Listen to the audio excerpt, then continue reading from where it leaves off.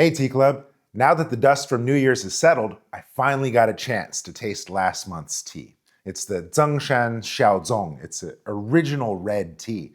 Now, honestly, it's an interesting brew. It took me several attempts to find a flavor for it, but I think I got it. Now, first off, you'll note the nose. It smells like beef jerky. It smells burnt. It smells mesquitish. It's very distinct from anything we've ever tasted in our clubs before. Now, this comes from Wui Mountains in Fujian province, and they are famous for their tea. And this variety dates back some 600 years to some original farmers. And there was tragedy. The farm was invaded by military troops, and they trampled on the tea, and they didn't even know it was there. They slept on it. They were keeping themselves warm with firewood, and when they left and the farmers came back to find their harvest had been trampled on and ruined, well, at the same time, that's still their tea, right? And so they drank it, and lo and behold, it was delicious. So what they did was in future harvests, they would try and recreate the trauma. They would uh, burn pine wood and trample it and try and oxidize and damage the tea in the same way that the soldiers did when they invaded. And in that process, they make this flavor profile, which would in turn become the process for making red tea, which would in turn go to India, which would then in turn go to England, which then in turn would become your English breakfast tea, your Earl Grey and whatnot. Isn't that bizarre? Right? And so here we are with a little steep of history. Now, I'll be honest, it's a finicky brew, okay? The other reason why it's taken me so long to do this video, it's because it's also taken me a while to build a relationship with this tea. Admittedly, it's not easy to get along with, okay? I tried it with, 185, and I'd get all these like bergamot and cardamom notes, and not the best.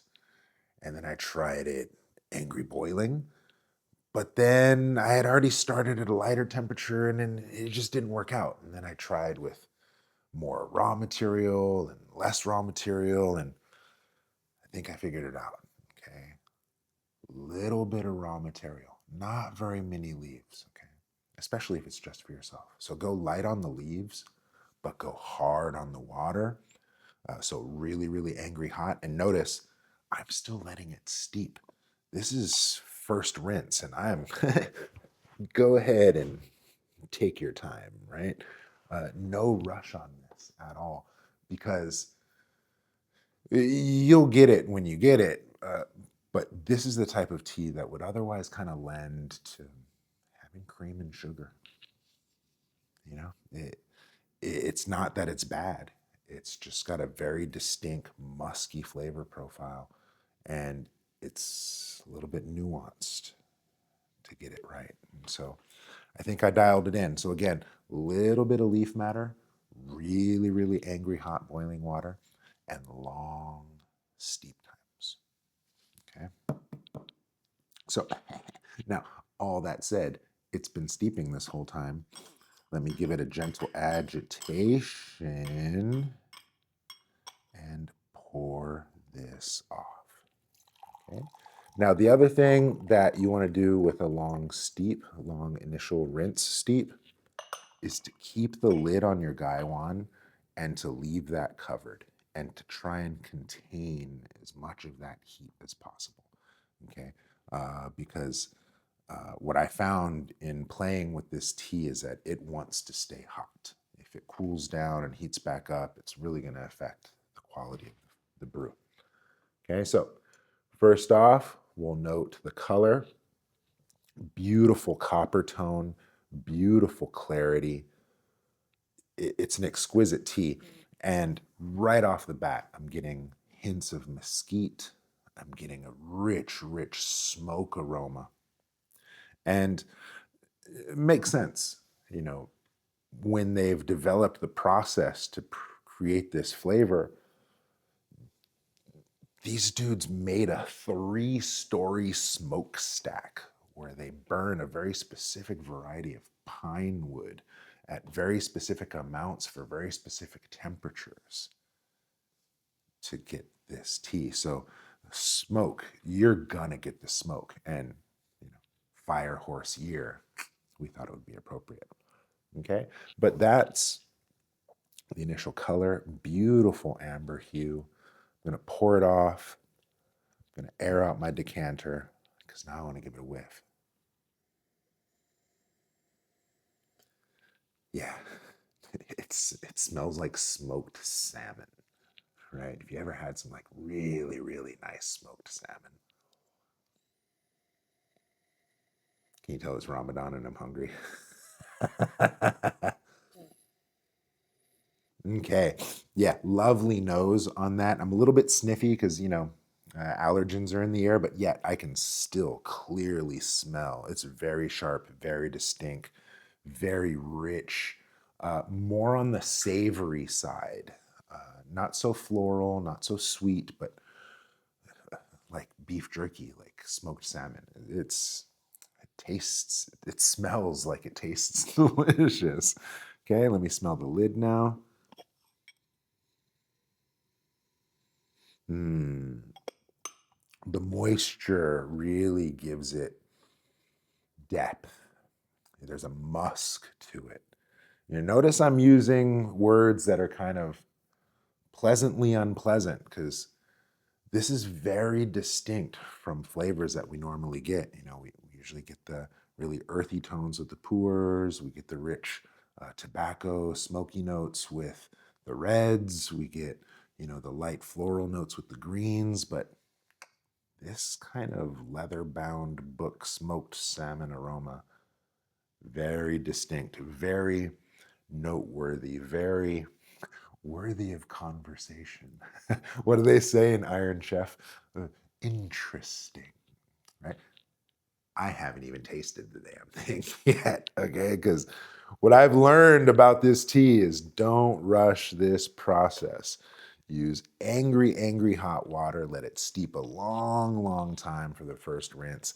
Let it breathe a long, long time. And look, here we are, 10 minutes in almost. Haven't even started yet, okay? So here we go, moment of truth. I'm going to bring this water back up to angry, angry boiling. Usually I do about 2-3 steeps in these videos. We'll see how I feel today. It is Ramadan right now, and I am fasting. So it is evening. So I'm going to enjoy this lovely nightcap of a tea. All right, here we go. Bismillah. Lovely. Okay. So again, light on the leaf matter. 4 grams, if that. Flash steep, angry hot boiling water.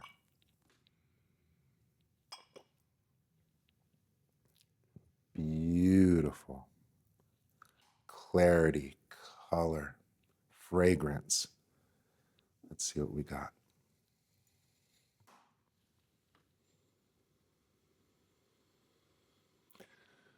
Wow, the smoky notes even come through on the infusion.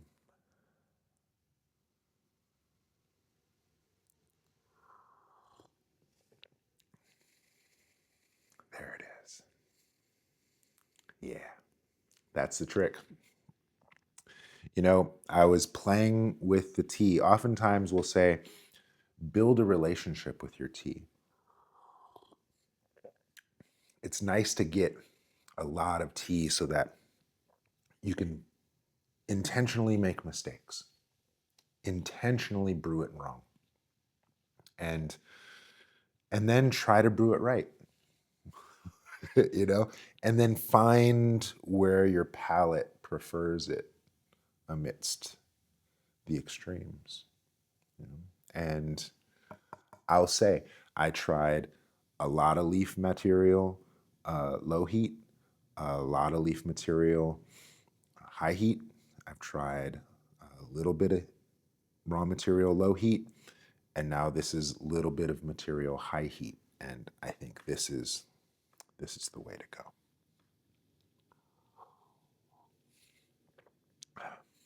Yeah, very pleasant. Oh my goodness.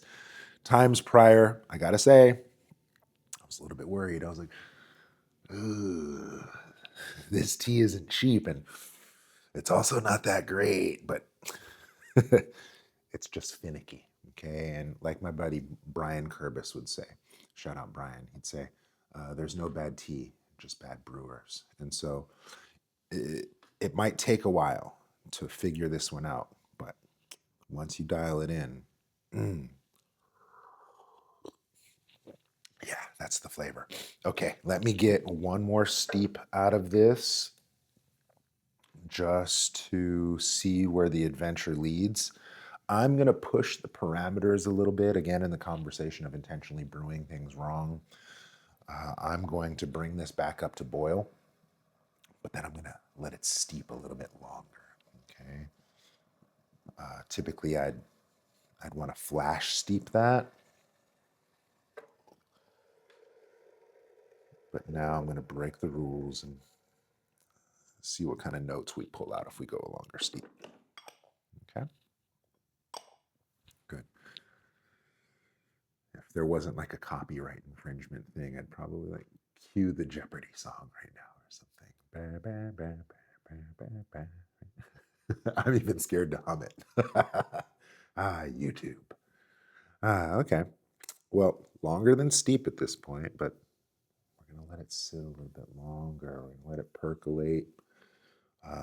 I anticipate a little bit darker, right? That makes sense. I anticipate a little bit more smoke. I anticipate thicker, richer liqueur. I anticipate more of an aftertaste, right? More of a mouth feel. A little bit longer still. See, that's the cool thing about tea. It's like it gives you a medium to slow down with, and however slow you think you're going, you could go slower. And so tea is like, a little bit longer. A little bit longer. Okay, now, here we go. All right, so that's that. Angry hot water. Give it a gentle agitation. Let's see.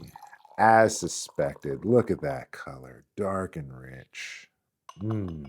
Darker than the flash steep for sure. The savoriness is leaving now. It's fleeting.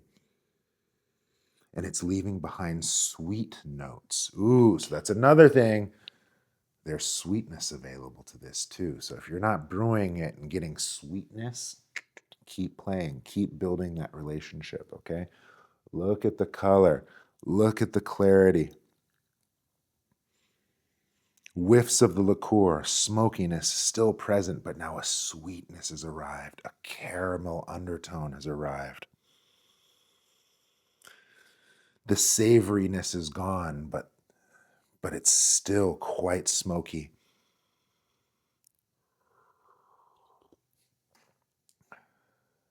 Oh, yep. There it goes. That's the distinct red flavor profile. Okay, original red tea from Wooey Mountain, made by way of tragedy, made by way of fire and smoke. Well, it's like summing up our year already, is it not? Well,